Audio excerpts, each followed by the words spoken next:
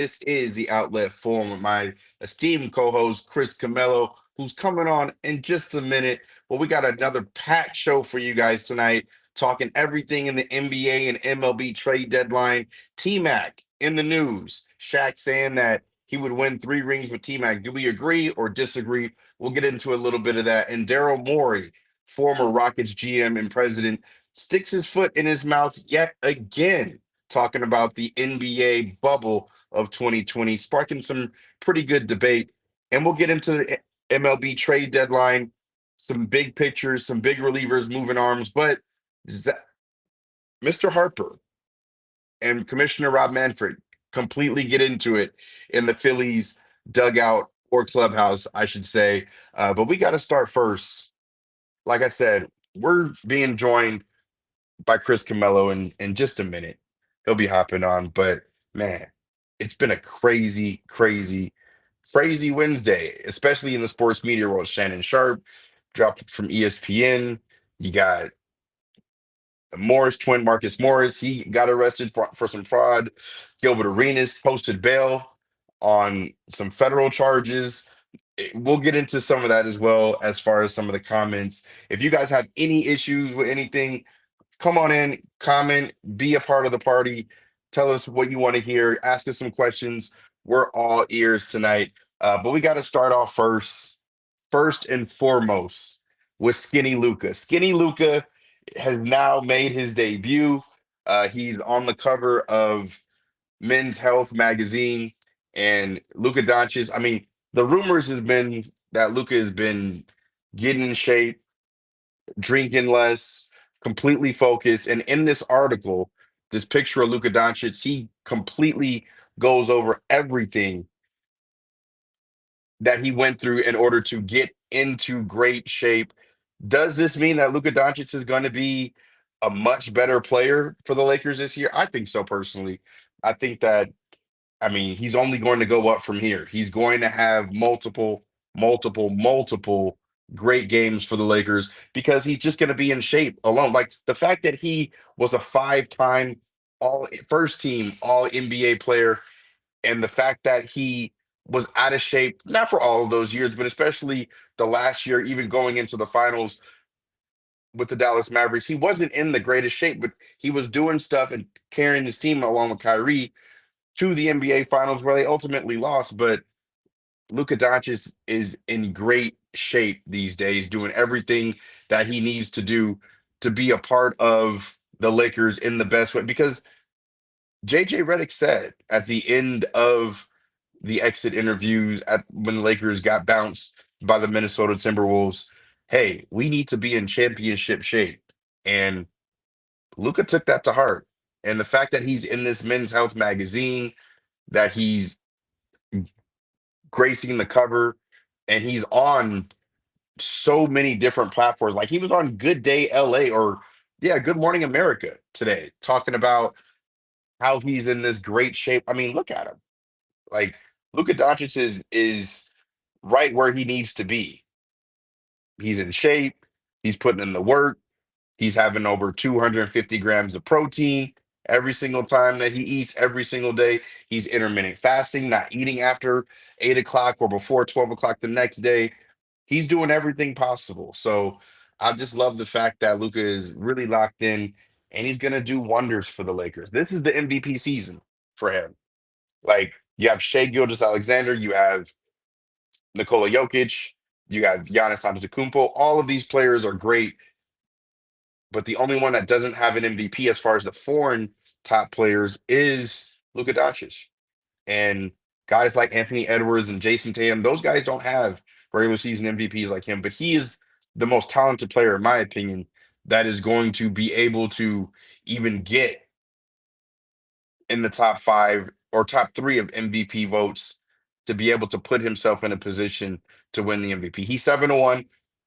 I mean, if I was anybody, I would lay at least a couple $100 on Luka Doncic because he's absolutely going to do everything in his power to make sure that he's not only on the court and available, but putting up 30 a game, 35, 40 a game, 40 burgers, triple doubles.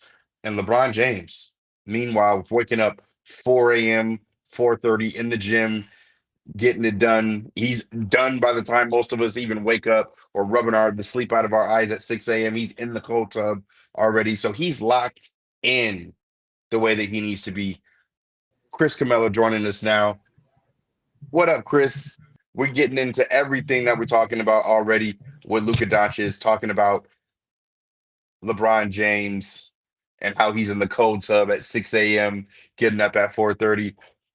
What do you make of Skinny Luka, man?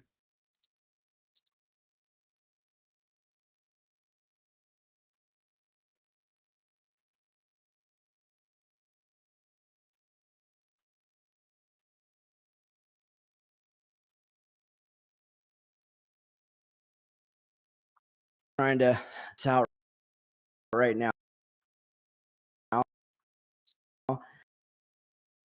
Um,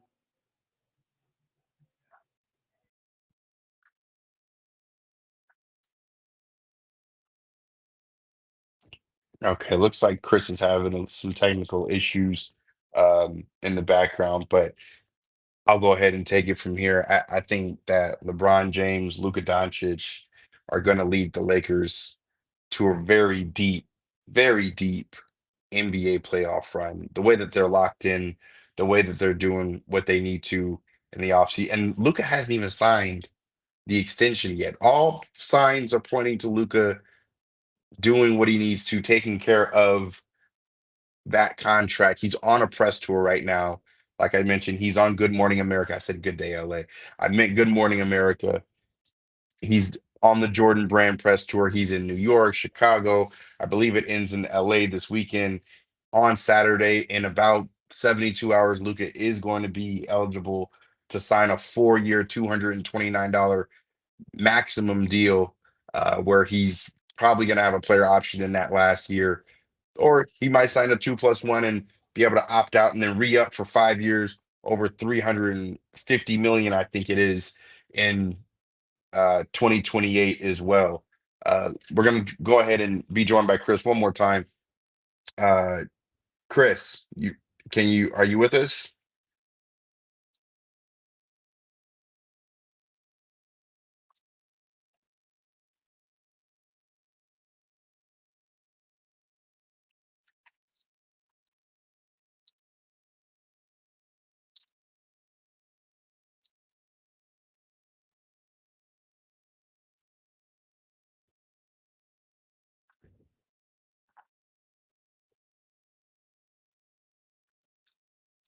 Looks like we're still having some technical difficulties. Sorry about that, guys.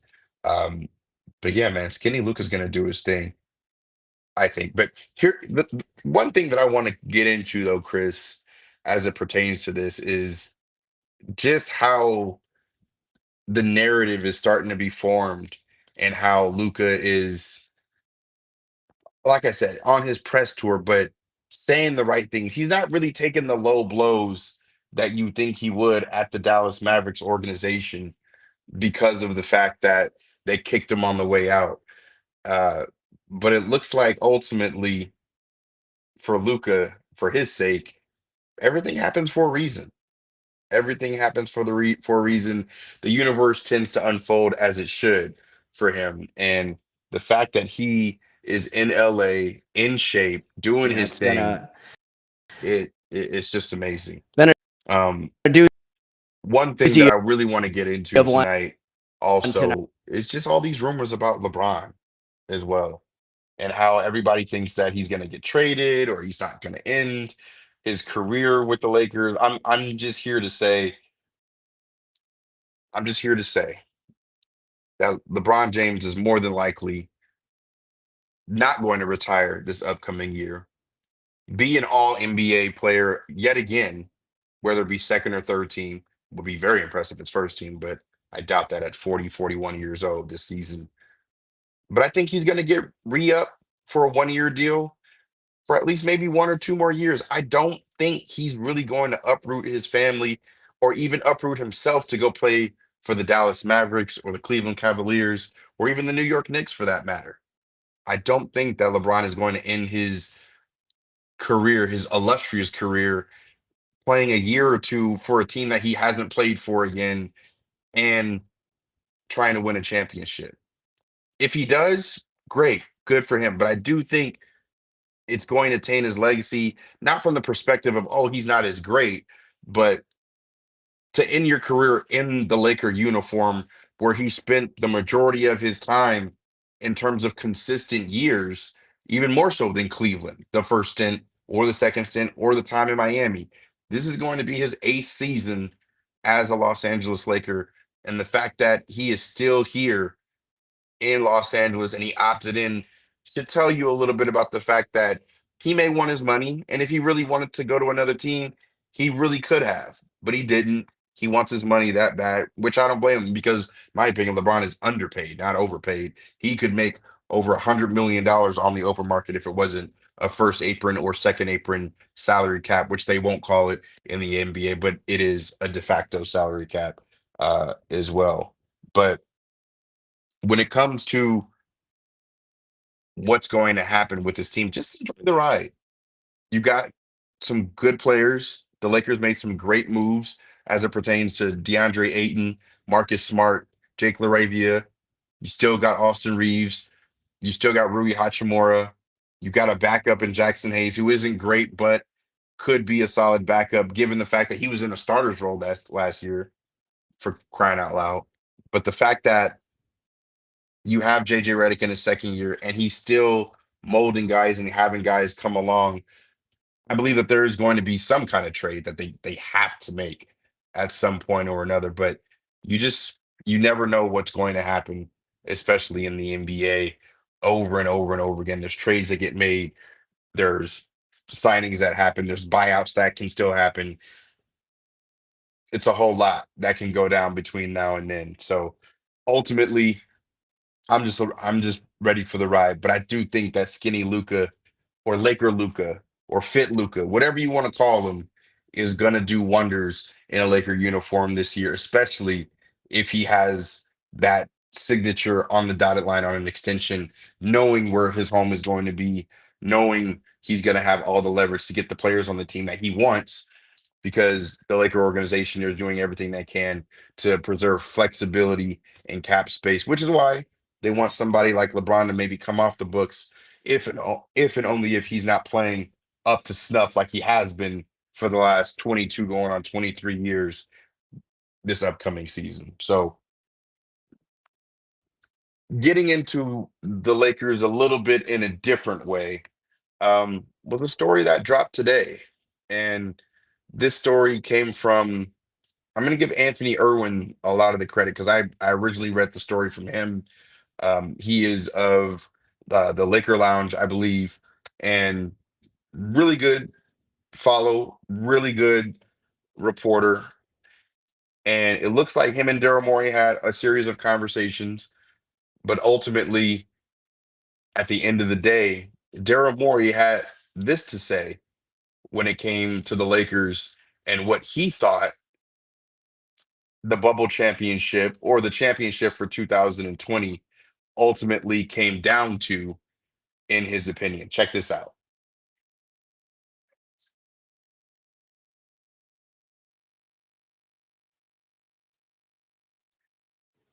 Morey, he said, after Rockets won the title, I absolutely would have celebrated it as legitimate, knowing the immense effort and resilience it required.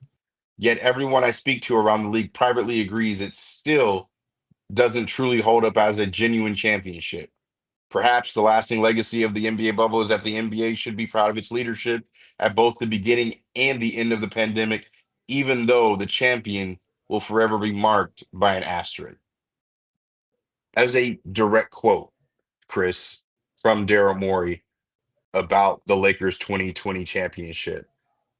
What do you make of it? And what do you think this means for him sticking his foot in his mouth yet again?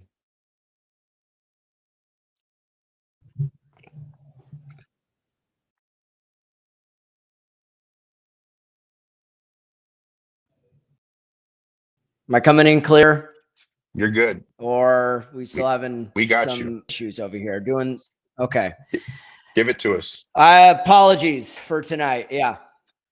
All right. So, well, I needed to make sure you could hear me. All right.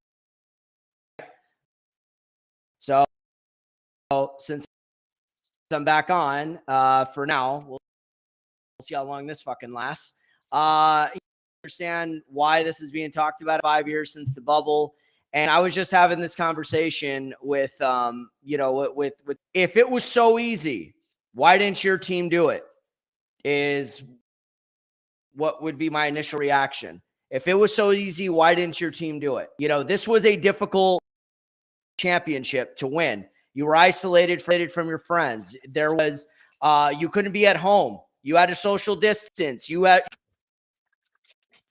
COVID testing every day. There was a lot going on to deal with during that time. This was not the Lakers' choice.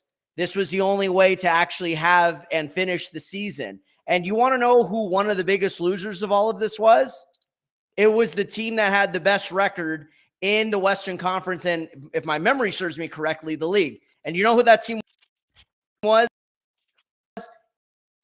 It was the LA Lakers. No true home court advantage. The team that lost the most out of it was the Lakers for not actually having home court. Now you could say, well, LeBron benefited from having 4 months off. So did everyone else.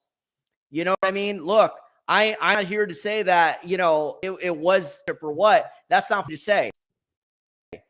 My issue is two things. One, Daryl, you look like the worst messenger for this because your team was, you have enough on your plate as it is with an overpaid star player, another star player who cannot stay healthy, and a star player now in LA and James Harden that called you a liar. Championship, or it's got an asterisk next to it. I just think that's nonsense, to be quite honest. Anyone who has a problem with this championship, get over it at this point. It was bizarre circumstances like this again. Hopefully we don't see something like this again. But the Lakers were still one of the best teams all year. And they, to me, were still some of the biggest losers out of it because they didn't get to celebrate on their home court. They didn't get a championship parade in LA. They got hosed on a lot of this. So it was really difficult. I would say this was probably one of the more challenging championships, not just Lakers, but anyone would have won. And I put this out there, and I'll turn this back over to you, Chaez. If a team like Portland, who was one of the hottest teams in the bubble, we saw Dame ball out, or a team like Phoenix, we saw what Devin Booker did. If those teams would have won the championship, maybe I would have said it's not as genuine because some of those teams caught lightning in a bottle, right? But for a team that was consistently the best, certainly the best in the West that whole year, that's the aspect where I don't think you could put as much of an asterisk on it. Had the Lakers been coming out of nowhere and won it as a play-in team, maybe you could judge it a little harder. But they should have proven enough from October to March that they were the best team, and they did. I think the only tough part about it was we didn't get a Lakers-Clippers conference finals like we should have, or a Lakers-Bucks NBA finals like we should have. But that's not their fault. They did the best with what they can do. If you want to call it legit, great. If you don't, this is when I think it count extra. False one. Yeah.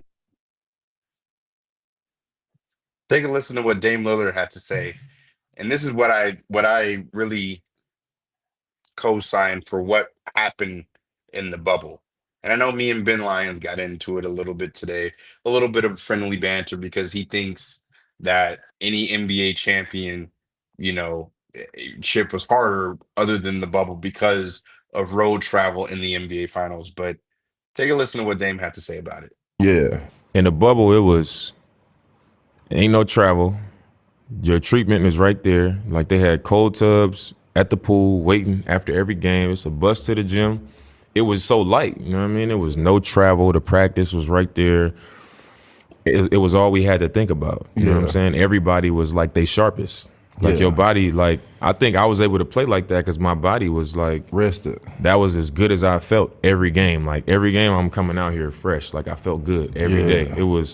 I feel like you deserve more credit because everybody's just sharper and fresher. You know what I'm saying? It's harder to beat people like that. So, I mean, even if you go back and look at it, you had like Donovan Mitchell, Jamal Murray. It was dudes in there like getting busy. 50s, 40s, 60s. And it wasn't just because it was just random. Like they felt good. I don't agree with it's an asterisk, none of that. I don't agree with none of that asterisk talk. Playing some jams too? Okay. I was gonna say, you playing some jams too on the show? I don't blame you. So anyway, it was hard. Everyone agrees it was hard, and I think the people still trying to question it. First of all, get over it. It's over. You know, Lakers won the championship under tough circumstances. If your team didn't win it, bring it up with them. Play better. I mean, you know, that's not the Lakers' fault on that. You know, and for Daryl to even say, well, if it was Houston that won it, we would have called it a legitimate championship. In a voice box for some of these people who are bitter. You know what I mean? That's just nonsense, man. And I like before, but it's just like these comments over here. It's just it makes you look like a sore loser, to be quite honest. Yeah, I mean that's exactly what he looks like ultimately when it comes down to it. I like this tweet here from Anthony Irwin, and I'll get off the soapbox as it pertains to this, but this tweet was beautiful. So he got off the phone with Daryl Morey, who wanted to clarify, and he backpedaled from these comments. Ultimately, he made it clear he respects the title and ardently defends the Lakers 2019-2020 championship to those critics around the league. He mentioned in that quote, because of how hard he knows to win it, it was to win it.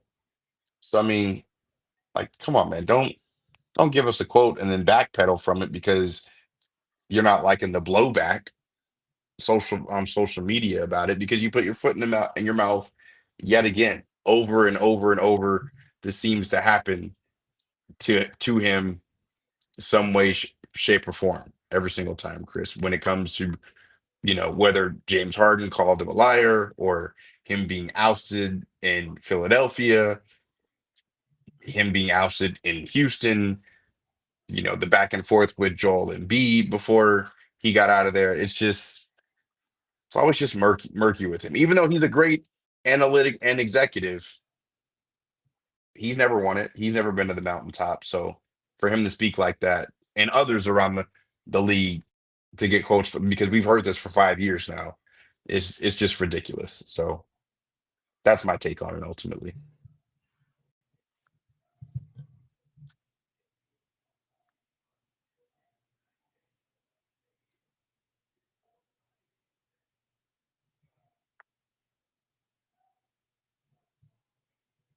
You got it. Go ahead. Yeah. Your last point there, you kind of broke up. I'm still dealing with, you know, connection issues. So if I ask for anything repeated, just, yeah, my apologies on that.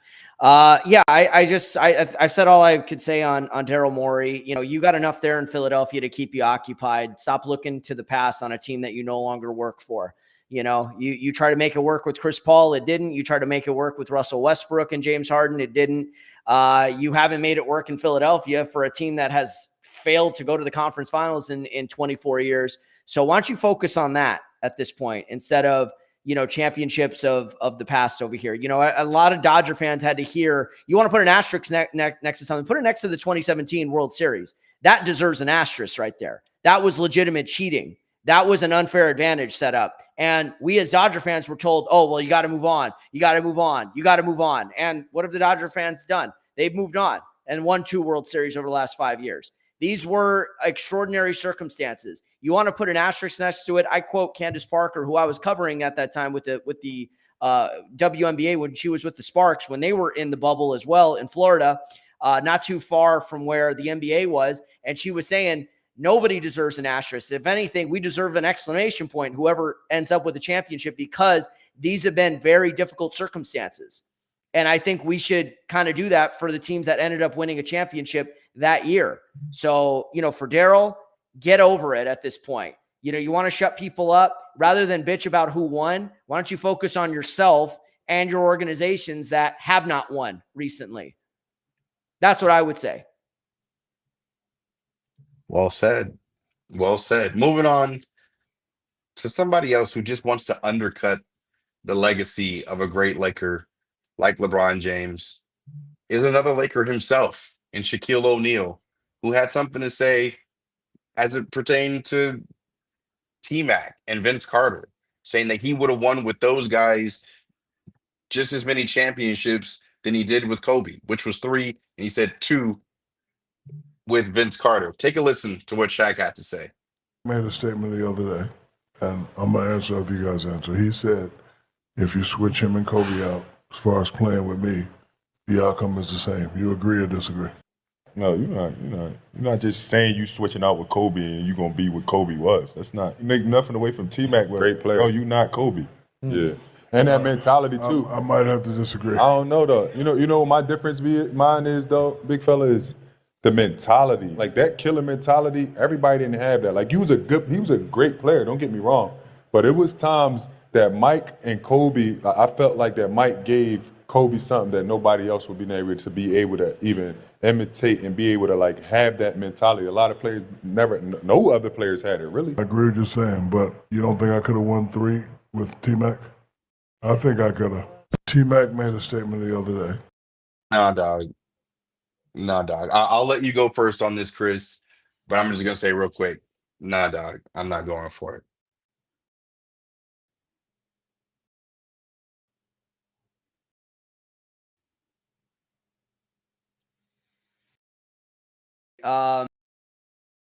You want me to cook on this one first, or do you, Go ahead, Chris.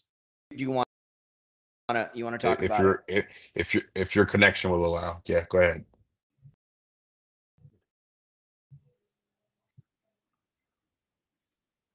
Yeah. Yeah, I another thing too. Why? If that's the question. Why? Why are do these fucking guys have so much time on their hands that now it's not about the past, dwell on it, and don't talk about it fondly. Like, hey, winning the 3 championships was the greatest time of my life. No. Let me swap out and see if I could win. Like this is NBA fucking live 2009 over here, and see if I could win with Tracy McGrady or Vince Carter or Michael Jordan or whoever else. These are fruitless conversations. No disrespect to T-Mac, no disrespect to Vince Carter, Hall of Famers, Chaez. We grew up watching these guys. I remember McGrady dominating the league early 2000s, leading the league in scoring. He was a 2-time scoring champ. Guy was, was incredible. Even Kobe himself gave team, they were Brady, and he would say this guy he could do everything I can do, but he was also bigger. Here's the difference. Here's the difference between him and Vince Carter. First of all, a fruitless argument would be those guys didn't win shit. I'm sorry. They did. Tracy never played in an NBA Finals. I don't even think either of them played in a Eastern Conference Finals in their careers. It wasn't T-Mac's fault. Unfortunately, when he got to Orlando, he was supposed to be paired with Grant Hill. Grant Hill goes down with numerous ankle surgeries, saps him in his prime. There was a miserly owner. They never were able to pair him with anything. It was T-Mac and the freaking Pips over there. We're out of there after the first year. Maybe 2. He was there for 4 years and didn't do anything. Though with a Hall of Fame coach or a Hall of Fame coach in Jeff Van Gundy, and then also paired with him in Houston. You know how many series they won with both of them on the court at the same time? 0 in 4 years. So Tracy never really showed a killer instinct. Vince neither. Vince had a little bit more success in Toronto, but never, I think at one point, never really got out of the first round.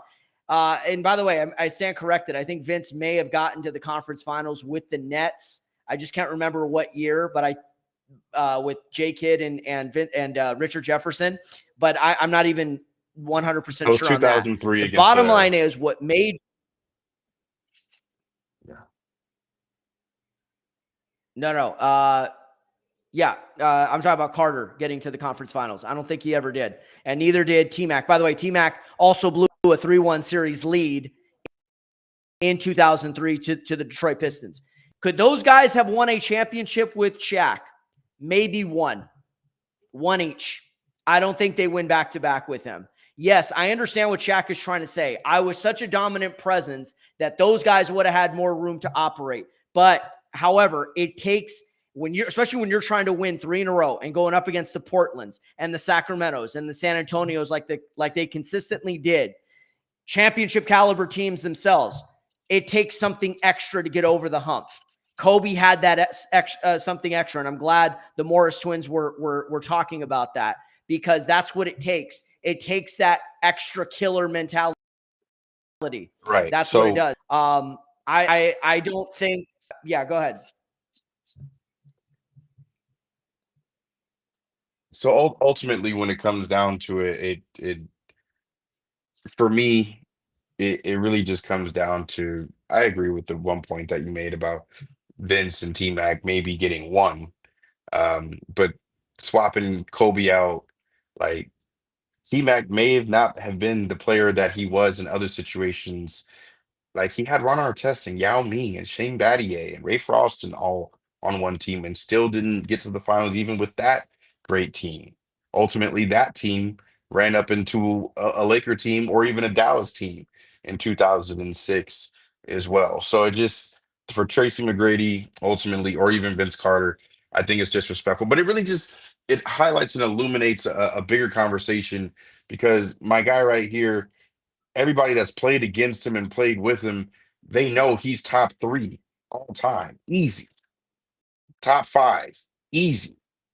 But now we're having debates online about if Tim Duncan was better than Kobe. There was only 1 year Tim Duncan was ever better than Kobe in his life, and that was 1997, because Kobe was a rookie coming out, finishing at the end of his first or even his second year out of high school, when Tim Duncan played all 4 years at Wake Forest before getting to the league. So I don't want to hear anything about Tim Duncan being better than Kobe or T-Mac or Vince or AI or any contemporary that Kobe played with or against during his era. There's nobody else better than him. In my opinion, there's only Michael Jordan and LeBron James and Kareem Abdul-Jabbar that really have a stark difference of a resume over Kobe. Everybody else, Kobe's better than Larry Bird.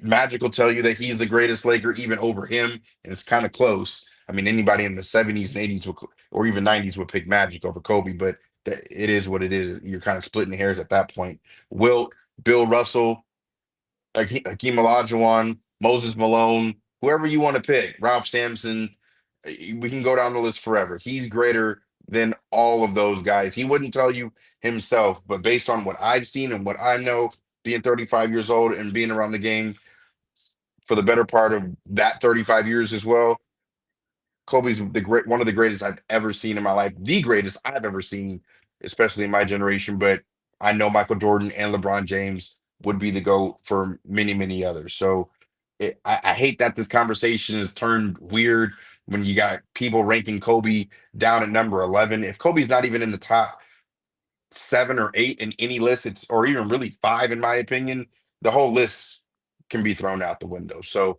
I won't spend too much more time on this because it's irrelevant, but just the slander and the disrespect to Kobe's name now that he's not with us to really defend his own legacy. You got guys like Kyrie coming out saying what he needed to say about this whole weirdo conversation around Kobe Bryant. He said it's bigger than just the court and the rings and what he did. His impact is global and international and intersects between so many different sports. The Mamba mentality can be channeled from single mothers to astronauts to scientists to anybody that's doing any kind of business at the highest level or any kind of recreation. So it just transcends all of, not even just sports and entertainment, but just overall lifestyle and mentality. So I'll leave that there. Chris, we got one more topic before we get out tonight. We got to talk a little bit. Talk a little bit of baseball when it comes down to it. What did you make of Rob Manfred and Harper getting into it in the Phillies locker room, talking about a salary cap and other notions when it comes to MLB? Yeah. So it's I think it's a worthy conversation. I thought the atmosphere was bad to do it. You don't have those discussions in a clubhouse. You discuss them on the phone. You discuss them in a neutral area. You don't do it in the clubhouse. I'm really surprised Rob Manfred really thought that a clubhouse during a game or after a game was the best time to do that. And certainly Bryce is a very intense dude. This is a guy that eats, sleeps, and breathes baseball. And he has his whole life. I mean, this guy came in as a highly touted star when he got drafted by the Washington Nationals. I'll never forget, hit one of his debuts or the weekend he debuted for the Nationals, robbing Juan Uribe at the wall with a jumping catch in center field. I mean, people forget this guy was an exceptional athlete, still is, still one of the, he's not having a great season this year, but he's still been one of the greats in this game for a long time. And not to mention, he almost got screwed over in his contract situation going back to 2019 when he signed with the Phillies. And a lot of people thought at that time that he didn't deserve that kind of contract and that kind of money and too many years and too much money and all of that stuff. So he has been on the other end, and he has seen other players really have their market denied in recent years where they've had to take less years and less money. So baseball, what makes baseball so unique compared to the other major sports leagues is this: they have one of the most powerful unions in the world. I would say ILWU for the Longshore International Longshoremen Workers Union is still up there. And I would say the MLBPA is still very powerful. And Tony Clark has done a tremendous job looking after the interests of players, whether you like Tony or doesn't like Tony. He does a tremendous job getting the best for those players. 100 cents on the dollar, guaranteed contracts. The minor league systems, trying to get those players paid. So, I understand what Rob is trying to do. Let's try to level the playing field. But how about we ask the owners to invest more into their product? And they're not doing that. Even though there's a shit ton of money to be made and there's a lot more revenue, and baseball's come around with social media and clicks and, getting more engagement on Twitter and YouTube and Instagram and whatnot, which is something they were really late to the party with. Why don't these owners, instead of pocketing the money, invest it more into that product on the field? Because they have just done an awful job of doing that. The Pittsburgh Pirates, the Baltimore Orioles, just to name a few, have really done a horrendous job of that. Instead of trying to be like, no, we got to cap it off to level the playing field. No, it urged the owners to start doing their part more, because you and I both know that they're not doing that at all. So I like the conversation. I don't like the presence of it, where it happened in the Phillies locker room, in the clubhouse. Bryce, I think, may have taken it a little bit too far, and I'm sure that they have squashed it out or at least moved on, but there's a time and a place for it. That wasn't the time and the place. And Bryce should have used a little bit better language. That's still the MLB commissioner, but I understand where he was coming from. Go ahead, Chaez. Chris, I'm going to switch gears because I got some breaking news in the baseball world, because the number one I know what it trade is, but go ahead. option is now Suarez. Eugenio Suarez of the Arizona Diamondbacks has now been traded to the Seattle Mariners. Chris, what do you make of Suarez being a Mariner now? And what does this mean for the Diamondbacks, that they got prospects back, but Suarez is the number one guy? He's going to go to Seattle with Raleigh and Rodriguez and Castillo and that pitching staff. And you also have the Dodgers making a couple moves in a three-way trade tonight. They get Adam Serwanowski and Paul Gervais, giving up a couple prospects as well. midnight traits are pretty good. But last but not least, you got Stephen Kwan between the Padres and the Dodgers. They're vying for him as well. So out of all those moves, and there's a few more as well, like Steven Matz from the Cardinals going to the Red Sox as well, left-handed reliever. Any of these moves move you at all? That could be pretty good. Uh, the connection is bad, so I'm going to assume you talked about Helsley to the Mets and Littell to the Reds, and there was another move made today. Tyler Rogers, I believe, to the Mets as well. I think the Mets are cleaning up on the reliever market, and I would say the most impactful move is what the Phillies just did to get Duran. For the second consecutive year, they went after a major reliever. Last year's, it was Carlos Estevez to kind of be that ninth inning guy. Unfortunately, it didn't work out, but now they've got a guy like Duran who will be not necessarily a rental, but a guy that's going to be there for a long time. I think that was the biggest move. Suarez is going back to a familiar place in Seattle. I don't think that's the best ballpark for his bat, but Seattle needed some offense. They're trying to make a dash to the finish line at this point. I think they see that the AL West is open, maybe even one of those wild card spots. So that's definitely an impactful move. Kwan, yeah, that's going to be the big name over the next day or so. I don't know if he gets moved or not. I think sometimes when some of these bigger names are trying to get traded, it becomes a little too complicated. However, if it's going to happen in any sport, it's going to happen in baseball. We've seen Juan Soto get traded at the deadline. We've seen Max Scherzer get traded, Trey Turner through the years. We've seen some big names get moved through the deadline. But I think the Mets and the Phillies, I think have looked like the big winners so far because they've gotten the biggest names. Dodgers clearly need some middle relievers. And obviously they had both Duran and Helsley on their checklist, and they're going to have to move into a different direction. But Kwan would be a nice get, but I think if they're going to get Kwan from Cleveland, they've got to get one of those relievers that they have, Hunter Gaddis or Cade Smith. Get one of those guys. Clase is now under investigation for the prop bets, so he's probably not going anywhere. He may be suspended for the rest of the season. We'll see what happens there. But yeah, this is an exciting time. And I'm going to talk more on that tomorrow night, actually. I may end up doing an IG live just to kind of do a full in-depth recap. And who knows, maybe I'll have better connection at that point because tonight it's been fucking dog shit, man. So I apologize to you and everybody else, you know. It has, but it's all right. We're getting out of here tonight, Chris. We did it. We put together the best show that we could for the fans. We'll see you guys not next week. There is no show. We will be back on August the 13th. Which is 2 weeks from tonight. We appreciate you guys stopping by and tapping with us for the time that it was. But we'll see you guys in a couple weeks. Get a week to get it together and maybe relax a little bit. Chris is taking a little vacay. He might be out. Shit, I might be out as well, taking some time off. But we appreciate you guys tapping in, and we'll see you guys in a couple weeks.